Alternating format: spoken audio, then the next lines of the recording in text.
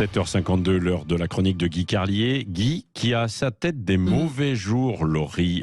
Dites-nous quelles sont les raisons de cette mauvaise humeur. Alors Patrick, je ne sais pas la cause de l'exaspération de Guy. En revanche, je peux vous donner le thème de sa chronique. Alors, Guy nous raconte aujourd'hui une scène de la vie quotidienne dans un bar-tabac des Hauts-de-Seine. Bonjour Guy. Bonjour Laurie, bonjour Patrick, bonjour à tous. Oui, ça se passe le week-end dernier au bar-tabac PMU, jeu à gratter, le Balto à Colombes, dans les Hauts-de-Seine. Il y a la Franck, le grand Francky de la cité des musiciens. Il a fini son Ricard, il lance à Fabrice, le patron, qui de l'autre côté du bar rince les verres avec le jet d'eau vertical à haute pression. Tiens Fab, remets-moi un petit jaune, je vais quand même pas repartir sur une patte. Pendant que le patron prépare la boisson, Franck lève la tête, regarde le grand écran sur le mur derrière le bar, et au moment précis où le roi Charles apparaît au balcon de Buckingham avec son épouse Camilla, il s'exclame « Ah bah regardez cela, c'est pas les cocus au balcon, c'est les glands au balcon !» Oui, je sais, c'est nul, mais c'est Francky, c'est le Balto, c'est à Colombes, et dans la salle du Balto, ça fait rigoler. Ça fait rire Pat Delaine, ainsi nommé depuis qu'un accident de voiture a rendu sa jambe gauche inerte. Ça fait rire Naquin Chasse, passager dans le même accident où il a laissé son œil gauche. Francky, encouragé par ses rires, continue « Ah, heureusement qu'il a ses oreilles, le Charles, pour tenir la couronne. Oh putain, mise un peu les feuilles !»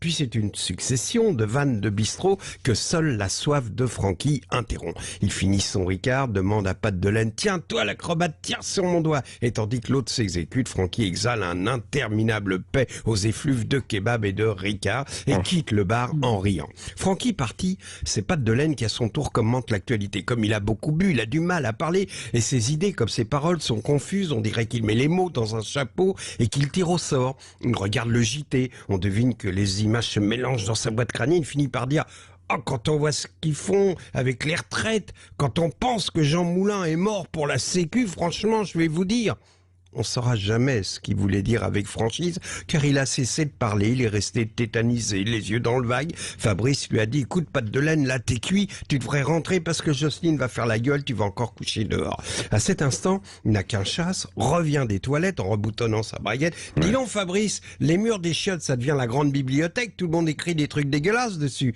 Fabrice répond « Oh là là, m'en parle pas, non seulement c'est dégueulasse, mais c'est nul. Tu te rappelles dans le temps, les gars qui écrivaient, ils écrivaient bien, comme ils avaient été chez leur voisine qui portait pas de culotte, au moins c'était bien écrit. Mais là, franchement, là, le renflement brun de son anus, c'est dégueulasse. Même dans les cabinets de bar-tabac, on n'écrit pas ça.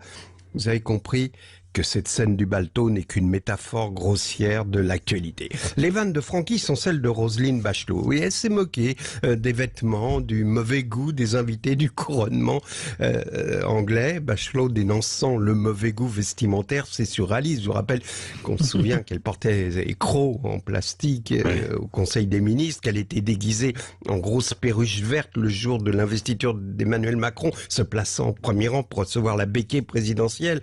Quant à Pat Delaine, lui, c'est Sandrine Rousseau. On se souvient de l'hommage de Malraux à Jean Moulin. Entre ici, Jean Moulin, comme Leclerc entra aux Invalides, dans le soleil d'Afrique, etc.